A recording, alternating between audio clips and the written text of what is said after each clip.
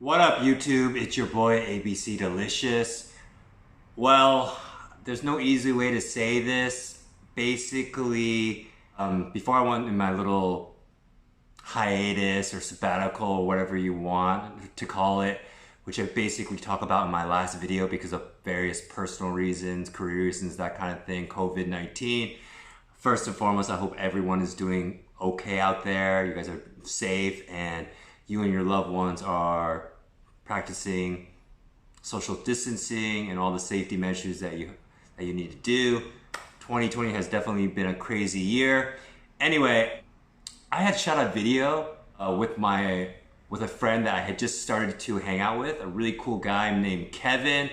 Most of you guys know him from his channel Tech Showdown, and I had just started to hang out with him, but he was a really great guy. He had a great sense of humor, a great outlook on life, and if you check out his channel, obviously he passed away basically in late 2019. And just to show you his generosity and kindness, because he has a big YouTube channel, like 60,000 followers. So because I started to hang out with him, I met him through a mutual friend. I was just thinking like, hey, would it be possible we do a collaboration? And me and my middling 150, 160 subscribers, most people are going to tell you to go eat one or get out of here or whatever. But he was nice enough to agree to it. He was very enthusiastic about it. And as someone who just started their YouTube channel, I was very appreciative. And like usually people like that, they want something. Like maybe they want you to pay them or you have to do something in order to get them, because like he was under no obligation to do that for me. Obviously his channel has like 1 million more followers than I do, but he actually said he'd do it. He went to near my house, we shot the video, was very enthusiastic about it. He didn't try to walk through it or give very generic answers, so I really appreciated it. Now obviously this is all, at the end of the day, it doesn't really matter. Unfortunately, as most of you guys know, he did pass away kind of abruptly. Very sad. I don't know. I had just started to hang out with him. He was a very cool guy. He was very sarcastic. He had a good outlook on life. And he wasn't just teaching me about what it takes to become more successful on YouTube. He was just a guy to me, like a guy I started to hang out with, a guy I started to enjoy his company. And obviously it just shows you what type of guy he was, that he would be willing to kind of do a video with me. Because again, we're like this. He's up here, I'm down here. But at the end of the day, I thought, I'm sorry it took such a long time for me to edit the video, put together. But at the end of the day, I think you guys, as well as his family, would love to see this last video of him. And it just looked like, I just actually watched the video all the way through. All I have to say is he answered every question truthfully, honestly, and in a funny, sublime way. So I really appreciate that. And I think it'd be a treat for you guys, the followers, and obviously the family to check out this video, which I think they already have, but I think this would be a good memorial to him, a testament to just what a great guy he was. He was just willing to help out little old me, a nobody, and his personality, I would say, definitely shone through. And anyway, I hope you guys enjoy it. This is kind of a long video, but I think if you have 30 minutes out of your day to spend, I think it's well worth it. He definitely drops a lot of information and knowledge about how to start up a YouTube channel, what it takes, what you should do, kind of dispelling some myths. And he didn't keep it very short and PC. He definitely answered all the questions as thoroughly as he could. And you know, I hope you enjoy it. And what can I say about this? It was just a very shocking, sad, gone too soon kind of thing. And at the end of the day, what can we do with this except say there's the people around you. If you're thinking about waiting till next week to hang out with them, or waiting till next week to say I love you, or to share your feelings with them, all I would say is basically tell your family, tell your friends that you love them, that you like hanging out with them, that they're important to you. And all I could say, I don't want to get too much into the nitty gritty. All I can say is I met his family. They were super strong. It was obviously a lot for them to process, but they were awesome. And obviously at that time, and even now, I'm sure they're going through a grieving process. So all we can do right now is kind of send our best wishes and prayers to them. And because this video happened for COVID-19, and now with COVID-19, I think it's even more apropos. And I think if Kevin was here, he would definitely tell you, me, everybody that we need to kind of cherish the people that are important to us and do the best we can and kind of live every day like it's our last day to the fullest. I'm sorry. And, you know, with that, I hope you enjoyed this video. What up, YouTube? It's your boy, ABC Delicious. I'm very happy today because I have a special guest, Kevin from Tech Showdown. Hey dude, how's it going? Pretty good. Thank you so much for doing this today. No worries. Okay, so Kevin, get ready. I'm going to be like Jerry Springer / Oprah Winfrey. I'm just going to ask you a bunch of questions. Sure, So, go for it. you know, please answer truthfully or pretend, I guess. Always. Okay, so those of you who haven't seen your channel, you have like a very passionate following, and you have about maybe, I don't know what, 50, 60,000 subscribers, right? Yeah, 55,000, yeah.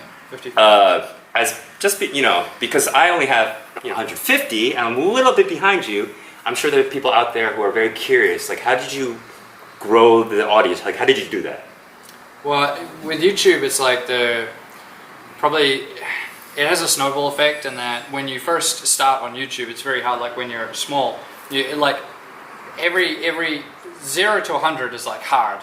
Okay. And then like 100 to 1,000 is like a little bit easier. And then 1,000 to 10,000 is a little bit easier. 10,000, 20,000, so on, so on, so on. Once it has a snowball effect, as you start getting bigger, it gets easier and easier and easier, and you just get more and more people. So the snowball is really huge, and you're getting at like hundreds of thousands of subscribers, stuff like that. That's when you're a really big channel. But you know, at the start, it's hard. So it's just about YouTube. There's so many videos. There's so many creators now. You have to be doing something different. And it's just about being discovered as well. When you might be making awesome content, but like you only got 100 subs, so like not many people see it. So you're making great stuff, but there's just no eyes on it. But as you get bigger, that'll just pick up. So say the main advice for anyone that's trying to build a YouTube channel is just, first of all, just dedication, and just keep improving your content. Like it just needs to keep getting better and better. You never want to be going backwards. So just keep doing better and better, and putting more and more videos out. And eventually, if you're doing good stuff, then people will start noticing, and the channel start blowing up, and then off you go, snowball effect after that. Yeah. Okay, so you had mentioned basically from like 0 to, or maybe 100 to like 500 is like the toughest part, right? Once you 0 to 100. 0 to 100. Okay. Yeah. Can you give any? You gave great advice, but can you give any like specific tips how to grow it? Is there anything like subscribe or posting it on your Facebook, your other social media? Like what do you recommend there? I think like for when I've been to the YouTube conferences and things like that, they've definitely said that collaboration, such as what we're doing right now, is like the best thing. If you have someone with any sort of social media following at all, that's your friend or someone who's just willing to work with you or do a video with you, then that's the best way to get known, because you might be making good content but no one knows who you are. And then they can come over from their channel and check you out. So that's the best thing to do. That's probably the main one, aside from the two things I said before. It's just the dedication and keeping on making your content better. But if you can do that, that will certainly help. Or of course, people have viral videos as well. They make something that's really funny or really unique, and it just starts spreading, and that will like blow up a channel. But that's kind of very few and far between. so that doesn't happen that often. But to do any sort of collaboration with someone, if you can, and if you're a small channel, say you're just getting started and you maybe have a few hundred subs or something like that, the best thing you can do, which is exactly what you did, Edward, is you approach someone that has a bigger channel than that, and don't just say to them, hey, do you want to do a video together?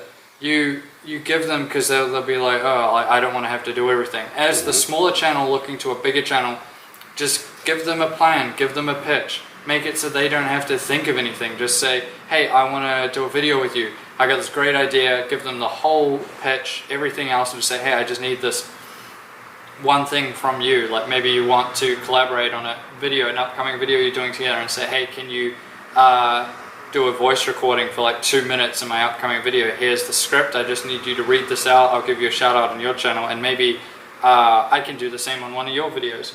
I can just give me 2 minutes of your script, and then I can do part of your video as well, and that gives me a big shout out. It's stuff like that. You just want to approach them and say what your idea is. And a lot of YouTubers and anyone with a decent social media presence will be quite they'll like it. Like they'll want to help out smaller creators because they were one once, so they don't forget it. Some of them do, but for the most part, all the guys I've met, whenever I've approached anyone about doing any sort of collaboration together, they've been open to it. Okay, so basically to recap, collaborate with other people, ideally people with a larger following, and then also create interesting content. A question about the timing of the content, especially when you're first starting, or in general. Do you have to release once a day? Is it every other day? Is there kind of a formula for that, or it just depends? That's like a really good question, because that's like the secret that everyone wants to know on YouTube. So there's people that the YouTube algorithm works in ways that people don't necessarily understand, except maybe if you worked at YouTube or Google. But basically, some people say it has to be once a day. Some people say it's every, second day. Some channels upload like once a month, and they have like massive channels. It really depends. There's so many different people that do different things. You see big channels like Felix, for example, PewDiePie. Yes. He uploads every day. But then you have other channels like Shane Dawson's channel, and he uploads maybe like once a month or like once every few months, because he does these big documentary style videos, and they take a long time to make. And yet Shane still has a really large channel. I believe it's like 22 million subscribers, so it's still a big channel, and he's a veteran YouTuber just like Felix is. They've been doing it for years. So I would say at the end of the day, it's just like if you make quality content that people will want, then that is less of a factor. It's like, first things first, it's just like anything. It's just make videos that people want to watch. If you're not making a video that anyone wants to watch, then you're never going to go anywhere. So just the best advice I ever got when I was starting out was look around YouTube, because there's so many videos, and just try to find something no one else is doing, or combine things that no one else thought to combine. So for me, with my tech channel, it was like there was a specific people were testing out graphics cards for computers often, but they were just comparing, basically it was, if to give a car equivalent, there was like, they would be testing like a BMW against an Audi, for example. But what I saw as a gap was no one was going, for example, with that BMW, maybe there's all these different models, all these different specifications of that type of BMW car, and no one was testing the differences between those. Like, is it worth getting like the M series over the regular one, or whatever, like, is it worth getting the one that costs like $10,000 more? And for graphics cards, no one was doing that, and I thought, like, why is no one doing that? So I just started doing that, and then that way that sort of got my channel some attention, because people were like, oh, I wanted to know which one to buy, and I didn't know, and then I found this, and you compared all the different models, and that made it way better. So it's just about looking, find a gap, find a video someone else hasn't done, and it's hard because so many other people are doing the same thing. But also, if you don't want to do that, then just treat it as like a big recipe mix of like, I'm going to take a little bit of this and a little bit of that and a little bit of this, and then combine it all together, and then you have a new style of video. And that's what you see quite a few people sort of doing now, and they will just put two types of channel together that previously maybe people didn't think you could put together. That's really great and informative. So basically, try to find your niche, and then also if there's a void that's not being catered to or satisfied, try to go into that. Yeah. If you can, and obviously be passionate about what you are, the content you're doing, right? You won't be dedicated if you don't like it. Okay. I'm sure, because I have issues with this because sometimes I'm very long-winded. Do you also have some kind of, how do you determine the length of the video? Some people say the shorter the video, the more eyes will see it. Millennials don't want to spend too much time watching stuff. Like, what's your approach for that, I guess? It really depends on the video. Like, there's obviously different ones at different lengths. It just depends on, I think it's what's interesting is the main thing.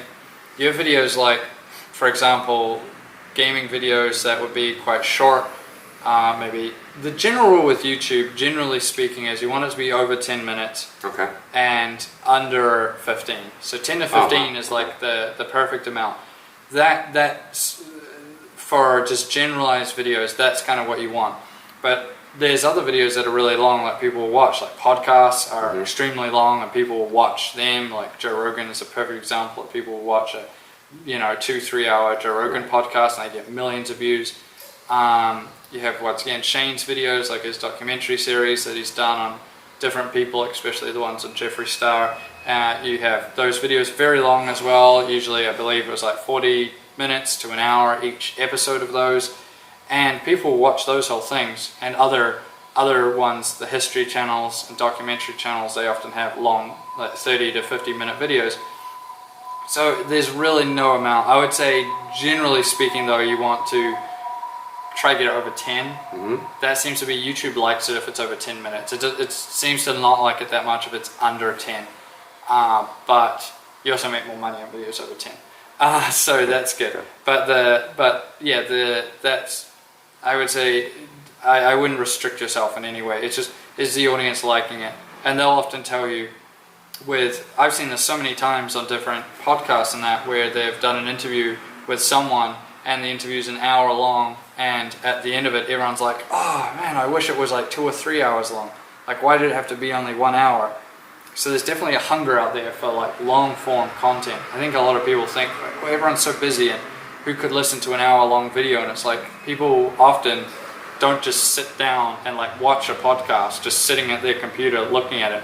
They'll like go to the gym and they like chuck it on and they're just listening to it, and they're like gymming for like an hour, 2 hours, and they're just listening to the podcast, or they're driving home from work or whatever, and they're just still listening to music, they're just listening to a podcast. So there's just a craving for long form content. So there's definitely that. I would say don't restrict yourself, but generally speaking, for like myself and most people in the tech community anyway, we will try to maintain about a 10 to 15 minute video, but there's tons of people that do longer videos. There's no real golden rule to it. Okay. And you said, like, your channel is starting to blow up a little bit. You're starting to see development, growth. At the beginning, what was like the genesis? Like, why did you want to do it? Like, did you feel like no one was covering the stuff you were covering, or you just like to talk to people, you like to meet new people, or what was the brainchild behind it, I guess? At the time, I was still studying, so I was just kind of bored. But also, there was no one making the content that I wanted to make, and I found that out because I was trying to search for it, and I was like, well, if no one else is going to answer this question, then I'll do it myself. And so I just started making videos on that subject, and people really appreciated it, and it just kind of spiraled from there, and more people kind of tuned in. So I would say that's probably the biggest lesson that I learned, is just find that gap and then just start catering content to it, and then you'll be right. But yeah, just create quality content and just keep creating it. But for me, I just started becoming, I guess I became a YouTuber almost by accident, and that was never my intention. I just started making videos and people liked them, so I just kept making them, and then more people liked them, and then it just kind of went from there. So I guess what you're saying is basically, at the beginning, don't have any lofty ambitions or like, I'm going to make money right away. Just kind of treat it like as a passion project and enjoy what you're doing, right? Sure, I would say that's part of it. You can be ambitious with wanting to grow the channel, but don't go into it for any monetary expectations, because you're going to be really disappointed, especially in the initial years. It's a really long build-up, and at the same time, if you were just working a normal career and building yourself in that career, especially if you're an educated person, you could be earning way more money by that point. So it takes a long time to get anywhere. I would say definitely you need to yeah, just go into it. You can be ambitious for your growth. That I'm just going to make the best videos I can, and I'm going to keep improving and making better and better and better content. You can have that ambition, and that's going to be helpful, but don't go into it with any other ambitions. And of course, you have to like what you're doing. If you hate it, then you're just going to be done in a few months. So you have to really like doing what you're doing. So pick whichever genre you're going to enter, whether it's say makeup and cosmetics, or you're going to do gaming, or you're going to do vlogging, or whatever you want to do. Make sure it's like, think really hard about it first, because you can always like stop and create another channel if you really hate it and sort of start over when you're small. When you get big like me, it's sort of like I'm locked into the tech community, so to speak. You know, like it'd be very difficult for me to transfer out of it. I don't really want to. I still like it, so that's fine. But if you say started building a makeup channel, you got to like 10,000 subscribers, and then you're like, oh, I hate this, I want to do another channel, then you can switch, but you'll lose a lot of your subscribers in that switch. Like if you just change your entire channel to a vlog channel then, or you just create a new channel and be like, hey, come check out my new vlog channel, that's what I'm going to be doing now. You'll probably go from like 10,000 down to like 500, or maybe 1,000 at best. So you'll lose like a lot of your audience, and then you have to then build it all back up again. So just be sure about what content you're going to be dedicated to doing, like what you think you'll really like. And then when you first start out, just try all kinds of things, you know? Like if you're like, I can't decide whether I want to do a vlog channel or a makeup channel or a gaming channel, it's like just do all three. Do like a makeup tutorial, then go out in public and do a vlog one day about your day-to-day life, or maybe you went on an adventure that day, and then make a gaming video playing your favorite game, and just do all three, and then see which one people like the most, and then be like, okay, that's what the channel's gonna be.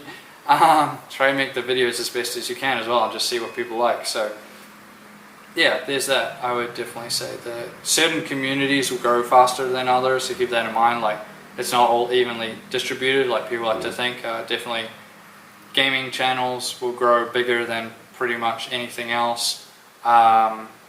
Makeup channels also tend to do very, very well. They also have kind of like a ceiling, because they're mainly watched by women, and there's not as many women on YouTube as there are men. So they hit a ceiling that the gaming channels don't hit.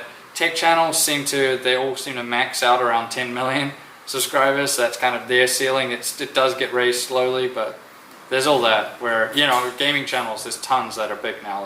There's so many gaming channels that are on the millions of subscribers, and that's because the ceiling is the highest for them. So you just have to keep that in mind as well. Oh, that's very interesting. So I got to think about doing the makeup tutorial channel, maybe. No. A question. A lot of people will probably think like, oh, I don't know where to start, or I need to spend like thousands of dollars on equipment, or like, oh, like I need someone, I can't do it on my own. Like, what would you say to those people who don't know how to start or don't know what equipment to buy? I would say there's a channel called Mr. Beast. I think he's at about 20 million subscribers now. He blew up big time, Jimmy. He makes great content. And he started out with just his laptop, and he didn't even have a microphone. Like and he had no money. And now he's like the YouTuber known for giving away money. So you don't need that much. You just can use, it's better if you can create quality content, but a lot of that's in editing, and you can do that for free at home. It just takes time and it takes knowledge, so you just need to learn all about how to edit the videos and that, and then, you know, if you know what you're doing with even an average camera, you can produce good content. But I'd say just, yeah, everyone's got a smartphone now. If you don't want to do a vlog channel, you can do that. If you want to start a gaming channel, then you can do that as well. With screen recording software now is easily accessible, and you can do it very easily. So it's whatever you want to do. Yeah, if you want to do a makeup channel, same thing. Everyone's got a phone. Just, you know, set it up properly and in your bathroom or somewhere else where you got great lighting, and then just do a tutorial. Make it something interesting. Make it something that people want to watch, and just do that. And then, you know, you go from there. But there's no point. I definitely don't think it's a good idea to go out and spend thousands of dollars on equipment only to realize that your channel is not going anywhere after 6 months and you spend all this money, or thinking you'll get a return on investment, because you certainly won't. So I started out making videos on my webcam, and I just progressed from there. And you can do the same as well. Just start with your phone or something like that. get a decent smartphone, you should be fine, and you can keep going. That's all it is. Yeah. Well, I'm sure all your followers, as well as my audience, wants to know this type of. Thank you so much for answering that stuff. That's more like techie stuff. But I'm sure your followers, as well as mine, want to know more about the nitty gritty, the man behind Tech Showdown. Sure. So I'm going to ask you some questions. You can take the fifth, but if you take the fifth, we're going to think you're the P word. So it is what it is. So can you tell us a little bit about yourself, like where you're from? Right now we're in Taiwan. Like how long have you been living here, etc.? Yeah, so I came to Taiwan about a year ago from New Zealand. That's where I started the channel and everything. It gave me an advantage being in New Zealand because I was, at the time anyway, I was the only New Zealand tech YouTuber, so I kind of had a monopoly, which also helped. I'm not the only New Zealander doing a tech channel, but at that time I was the only one actually in New Zealand, which gave me an advantage. So that certainly helps. That was just luck. But I would say, yeah, the dedication was a bigger thing, because I mean that just because you're the only person in a country, that YouTube's for everyone all over the world. I mean that speaks your language anyway. So my largest audience is American, so it didn't really matter if I was in New Zealand or Australia or Canada or wherever. They're just going to watch you anyway. So it was helpful, but yeah. And then I came to Taiwan because I wanted something different. I wanted to get away from New Zealand a little bit, just because I'd lived there my whole life. I wanted to live in Asia, and also the fact that all the tech companies most of the tech companies are based here as well, so it kind of brought me closer to them, which was helpful for the channel. Yeah, it's been good so far. I like Taipei. It has its ups and its downs, but for the most part, I've liked it. I've endured hardship in the last basically 2.5 months because my girlfriend of 6.5 to 7 years, who I came here with, who was Chinese, so she could speak the language, left me. So then through that breakup was very difficult, and that's kind of, the channel suffered because of it. But things are starting to sort of correct themselves now. So a lot of YouTubers will go through tough times, and you just need to right the ship as best you can, get yourself back to stable. There's no point making content when you're not on your game, because you're just going to make horrible content, or you're just not going to be feeling it. So you got to get yourself right first, and then you can get back to making your content like normal, which is what I've been trying to work on, is just get myself back to normal, and then I can get my YouTube channel back to normal, but I had to come first. So that's what my plan's been. But yeah, not sure how much longer I'll remain in Taiwan. Maybe I'll stay here a bit longer, maybe I won't, I'll just have to see. But there's nothing so much tying me to Taiwan now as there once was, so I can just go anywhere I want, really. Well, thank you for sharing that. That was a tender, loving moment, and I mean this sincerely. I'm sorry you had to go through that. Let me ask you, I'm always fascinated by technically I am a foreigner as well, but I guess not an Asian person. When you came to Taiwan, what was some of the culture shock? You mentioned some of the stuff that you liked, you didn't like? Sure. So I think with Taiwan, compared to New Zealand anyway, the main pros for me would be the people are very nice, there's no crime, the food's very, very good as well. I would say definitely Taiwan has, to me anyway, the best food in Asia. Especially, yeah, like beef noodles, by far my favorite thing. But there's really, really good food here. I don't think anyone who comes to Taiwan will be disappointed about the quality of the food or anything like that.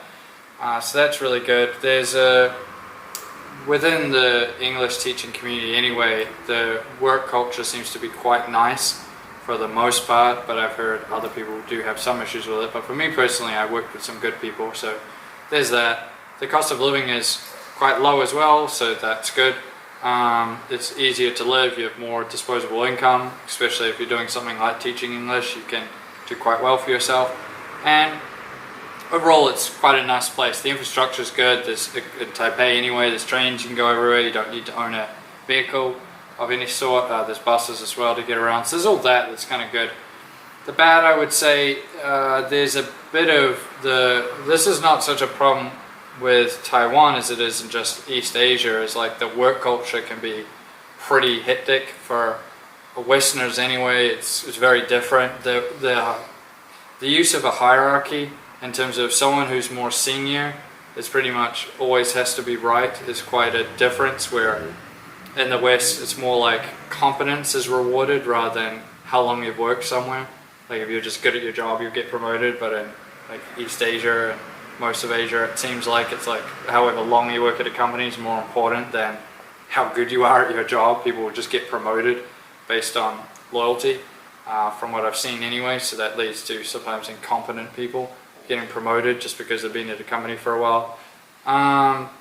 Although the people are very nice, they're very shy, so it can be difficult to strike up a conversation. If you talk to a random person, they're going to be just stunned that someone's talking to them. They'll be like, oh my god, someone's so, especially if you speak to them in English. They'll be quite surprised that you did that. So I would say there's all that sort of part of it, but generally there's not many bad sides. Yeah, it's a pretty good place. Okay, I'm a very inquisitive, nosy person, so I'm just going to ask. If you don't want to answer, you could take a fifth, but if you do that, people are going to think you're the P word. So I'm just going to ask, what is your, because I have my own experiences too, but how has your dating experience been in Taiwan? Like, can you speak about that if you feel comfortable? Yeah, so I would say since I've been single now, the dating has been certainly different. I mean, I hadn't dated for a long time, so I had to get used to dating again. When, this makes me seem so old, but like because I was in a relationship for such a long time, when I was, previously when I was single, things like Tinder and Scout and other apps like that just didn't exist. Wow. So, because that was like 6-7 years ago. And so I had to get used to that, and of course I'm in a new place, a different dating culture and everything. So there was an adjustment period for sure, but it's not that much more different, I would say. Taiwanese girls are very polite. They're very easy to talk with for the most part. This is ones that could speak English for me anyway. And I wouldn't say there's been anything particularly difficult or different about it, so to speak. I would just say you have to be, you have to be more respectful, I would say. That would be one part of it. And being polite is always a good thing. More so here than in other places. Just be polite to people, be nice, be respectful, and that would be my main advice. But really, it's not a huge amount of difference, I would say, compared to New Zealand for the most part. But I mean, it may be different once you're actually in a committed relationship. So just purely talking about the dating, I would say that to me anyway, it didn't seem like there was a huge amount of difference. But maybe being in a relationship, you would have more cultural conflicts and things like that arising. But I wouldn't know about that. Wow, that was really good. I almost feel like you need a channel focused on love and dating tips, basically. Since you brought it up, it just kind of sparked a new question. Sure. I've never been there before. Like, can you, or I'm sure a lot of people have or haven't. What's New Zealand like? I'm just curious now. New Zealand's very beautiful. It's a very, very gorgeous, beautiful country to live in. It's very nice natural landscapes. It's got a very good work-life balance, which people in Asia could definitely learn a thing or two about, which is why so many people like to move there. Most people don't work absolutely horrendous hours, so that's quite nice. You have a very good quality of life. There's very low pollution. That's another thing I don't like about Taipei, is that the pollution's horrendous. There's not much pollution, even though people in New Zealand seem to think there is. It just doesn't compare. If you're into hiking and outdoor activity, you'll never run out of places. There's so many parks, there's so many mountains, there's so many things to do in the outdoors that you'll never get bored. So it's good for people like that. On the downside with New Zealand, I would say that the cost of living, especially in Auckland, is just unbelievable now, to the point that most people, it's so unaffordable. Housing prices are just through the roof. And the economy has had its ups and downs a little bit, where a lot of, especially the Asian tiger economies, like Korea, Taiwan, Hong Kong, Singapore, I would say now Vietnam is definitely, the economy's through the roof there, and in mainland China. They're all quite strong. There's a lot of jobs, there's a lot of opportunities, and that has been, by comparison to Asia, New Zealand lacks in that way. You can get good jobs, and you can get good paying jobs, but there's the opportunities are certainly not quite there like there is over here. So yeah, those would be basically the main pros and cons. And the infrastructure in New Zealand is not very good. We do have very good roads, but I mean, there's like no trains, like seriously, and you have to basically have a car to get anywhere. That's not really that different from a lot of Western countries, like the United States, Canada, and Australia. But yeah, the infrastructure definitely could be better as well in terms of having. So you're not just reliant on using a car forever. It was really refreshing to come to Taiwan. Like I can actually take a train everywhere I need to go, really. Instead of New Zealand, you pretty much, if you don't own a car, it's going to be very difficult to get anywhere. Yeah. Well, that's great. I think we definitely learned a lot about YouTube, about Kevin himself. Now, I know everybody knows, but I have to ask it. Like, how do people out there find you? Yeah, so my channel's is Tech Showdown. If you just put that in YouTube, you'll find me pretty easily. I also have a Twitter as well. You just search Tech Showdown on Twitter and you'll find me pretty easily. Those are the main two places. Even though I'm a YouTuber, I'm not actually a big fan of social media. Let's those parts, because I'm just one of those people that really feels like it does more harm than good, which is kind of rich coming from me, but like I never intended to be like a personality. I just wanted to make videos, you know. Mm-hmm. So I don't really like that sort of side of it to a huge degree. I just want to make content on YouTube. So that's why I just use Twitter as well, just so that I have a way to interact with my fans a bit more. But yeah, so I'm just on those two things. I know most people go on like every single platform now, but I'm just a little bit different in that way. That is funny. Like you're a, they would say like YouTube personality or YouTube star, but you're a little bit adverse or reluctant or I wouldn't say apprehensive, but a little bit not fully into all social media, because it's usually like, I have a YouTube channel, I have Instagram, I have TikTok, I have Snapchat, I have all that stuff. So it's quite refreshing that you're kind of not really into that, I would say.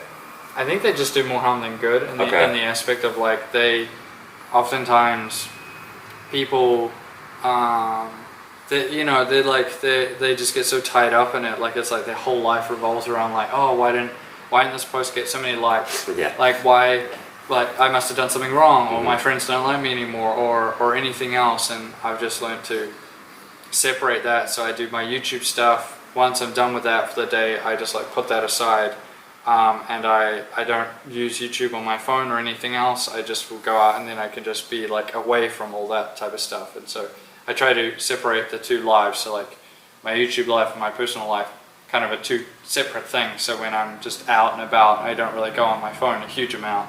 I just try to interact with my friends and hang out with people and that, and then that other stuff was all just a sideshow to me. Like doing YouTube is just a different thing. It's like a different part of my life. So it's good because being a YouTuber, you can easily fall into the trap of it, like consuming your whole life. And so I've always been quite conscious of not falling into that trap that a lot of people do. They just make it everything. Like they can't just stop thinking about their YouTube and doing things like that. Because you don't have a boss, it's not like you drive to work each day, you just wake up and maybe walk to your computer and there you are, you're at your work, so to speak. It's very hard to like turn your brain off from it.